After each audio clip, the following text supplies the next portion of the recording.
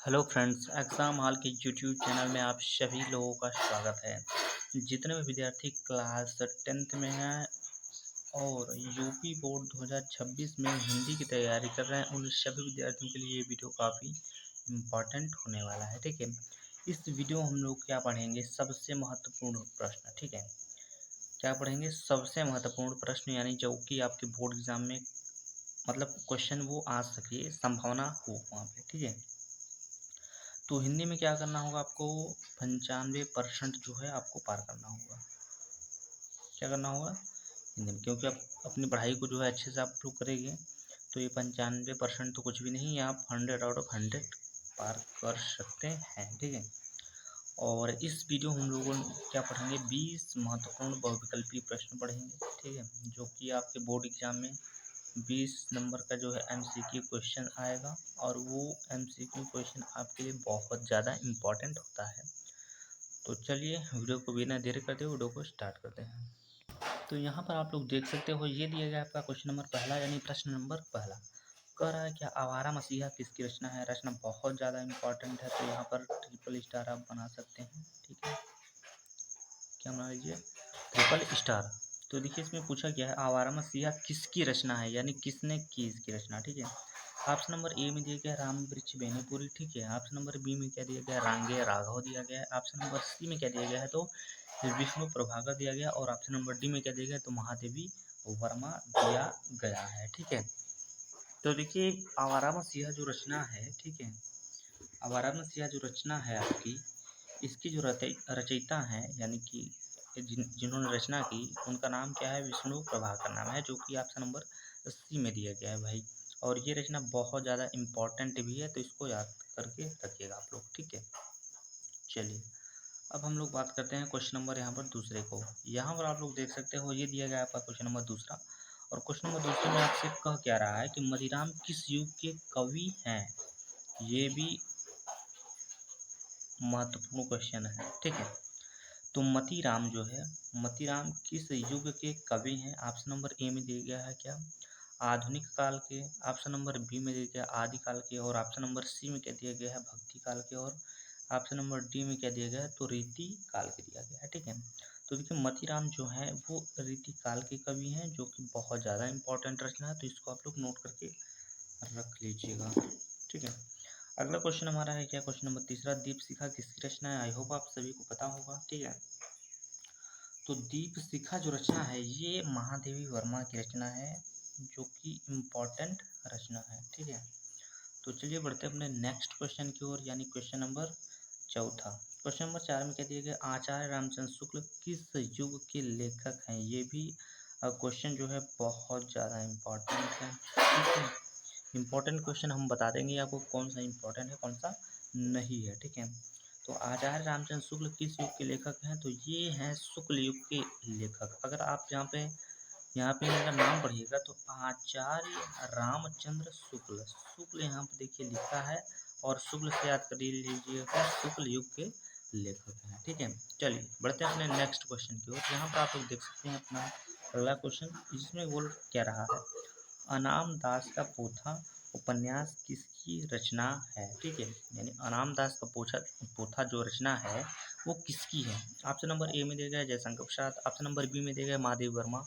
और option number C में क्या दिया गया है? हजारी प्रसाद द्विवेदी। और ऑप्शन नंबर डी में क्या दिया गया है? तो विष्णु प्रभाकर दिया गया है यहाँ पर। ठीक है, तो देखिए अनाम दास का पोथा जो रचना है वो हजारी प्रसाद द्विवेदी की रचना है। ठीक है, यानी ऑप्शन नंबर सी वाला करेक्ट ऑप्शन हो जाएगा। तो चलिए बढ़ते हैं अपने नेक्स्ट क्वेश्चन की ओर। यहाँ पर आप लोग देख सकते हैं, ये दिया गया है आपका क्वेश्चन नंबर छठवां, और क्वेश्चन नंबर छठवां में क्या बोल रहा है? गंगा लहरी किसकी रचना है? ये भी रचना इम्पॉर्टेंट है भाई।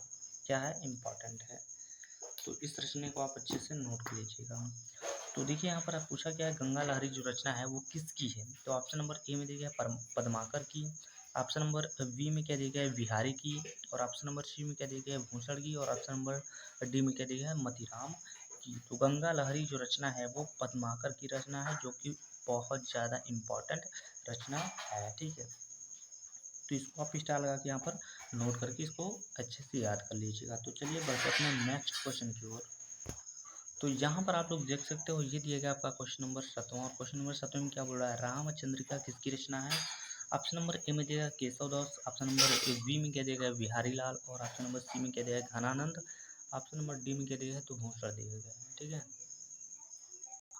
तो रामचंद्रिका जो रचना है, यानी रामचंद्रिका रचना की अगर हम बात करें तो ये केशवदास की रचना है, और ये महत्वपूर्ण रचना भी है, तो इसको भी आपको अच्छे से नोट करके और उसे याद करना होगा। तो ऑप्शन नंबर ए इस क्वेश्चन का जो है करेक्ट ऑप्शन हो जाएगा। अब चलते हैं अपने नेक्स्ट क्वेश्चन, है क्वेश्चन नंबर 8वें की ओर। तो यहाँ पर पूछ रहा है गुनाहों का देवता रचना की विधा है।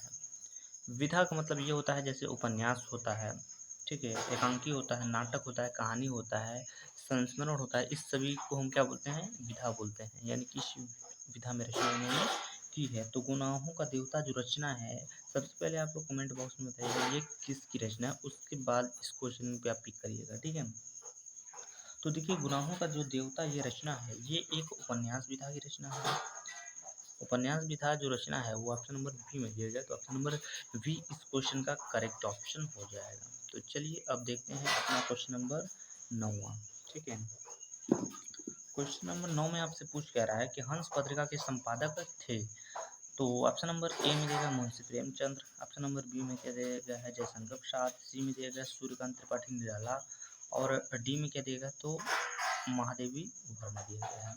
ठीक है, तो देखिए हंस पत्रिका के रचनाकार कौन थे, तो मुंशी प्रेमचंद्र, जो कि आपने नंबर ए में दिए गया है यहाँ पर। ठीक है, तो चलिए देखते हैं अपने नेक्स्ट क्वेश्चन को, जो कि दिया गया क्वेश्चन नंबर 10, और यहाँ पर पूछ क्या रहा है साकेत, साकेत के रचनाकार है।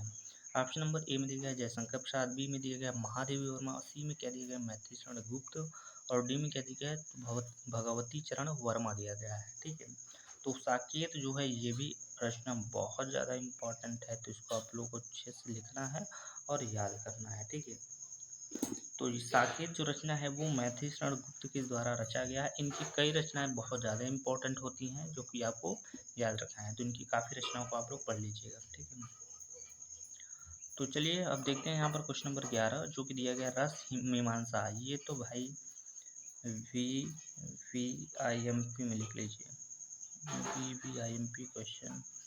ठीक है, V V I M P question. तो रस मीमांसा जो है वो महादेव वर्मा की नहीं है, अमृत राय की भी नहीं है, ना ही किशोरीलाल गोस्वामी की है। ठीक है, और ना ही मुंशी प्रेमचंद्र की है। ठीक है, तो आप सोचेंगे अब ये है किसकी है, तो ये जो रचना है इस ऑप्शन में नहीं लिखा गया है, या फिर लिखते समय थोड़ा सा मिसप्रिंट कर दिया गया है, तो जान लीजिएगा ये किसकी है, ये है आचार्य, ठीक है, आचार्य रामचंद्र शुक्ल की रचना है।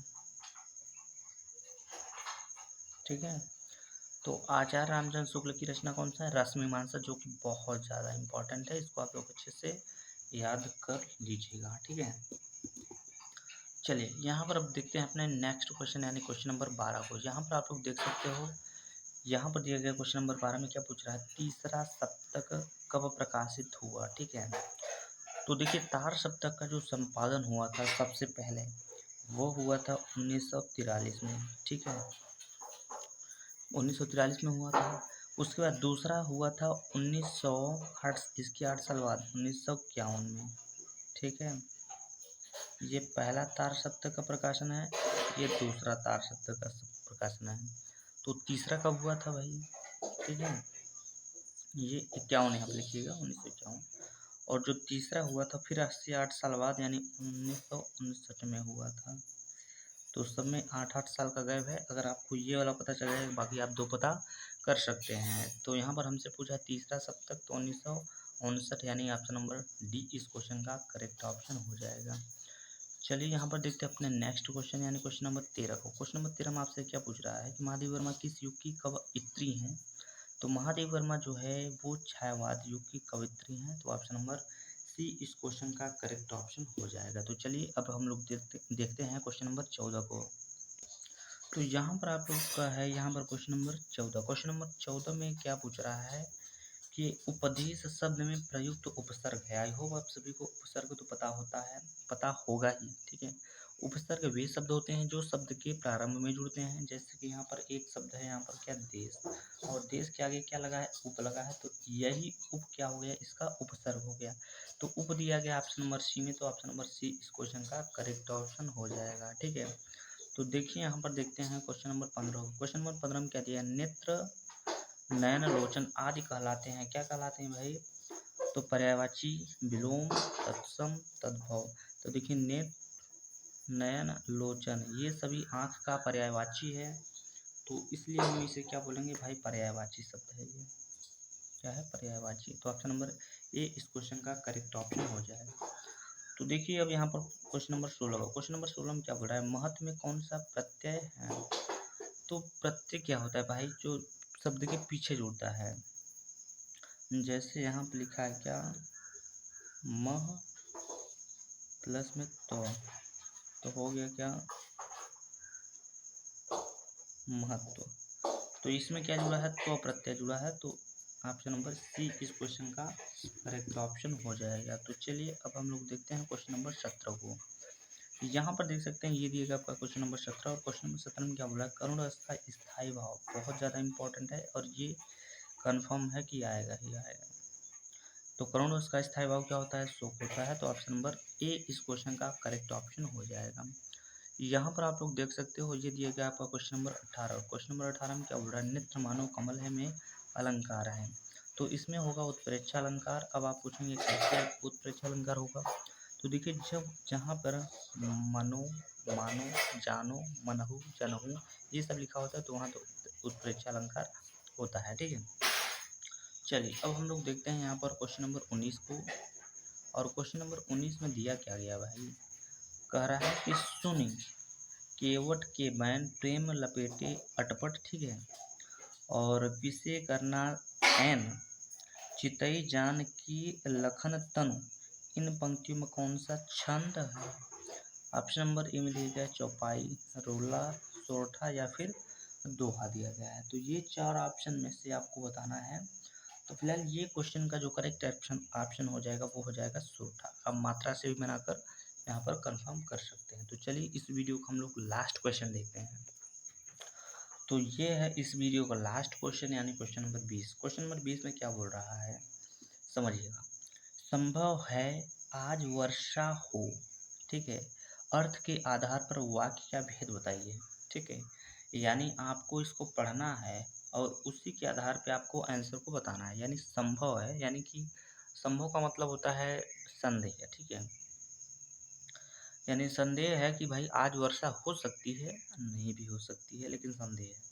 तो ऑप्शन नंबर ए में दिया गया ये साधारण वाक्य है, या फिर प्रश्नवाचक वाक्य है, या फिर इच्छावाचक वाक्य है, और या फिर संदेहवाचक है। तो ऑप्शन से ही आपको पता यहाँ पर चल चुका होगा। साधारण वाक्य होगा नहीं, तो ये तो बिल्कुल नहीं है। प्रश्नवाचक होगा नहीं, क्योंकि प्रश्नवाचक होगा तो पीछे प्रश्न आपको प्रश्नवाचक का सिंबल भी देता है। इच्छावाचक भी नहीं है। इच्छा मतलब कि जैसे अब हम क्या कहते हैं, जैसे हे भगवान मैं एग्ज़ाम में पास हो जाऊँ, मेरे अच्छे नंबर आ जाएँ, इसको बोलते हैं इच्छा, ठीक है। तो फिलहाल यहाँ पर कौन सा है, संदेहवाचक है। तो ऑप्शन नंबर डी इस क्वेश्चन का करेक्ट ऑप्शन हो जाएगा। तो इस वीडियो में बस इतना ही, मिलते हैं नेक्स्ट वीडियो में, तब तक के लिए जय हिंद, जय भारत।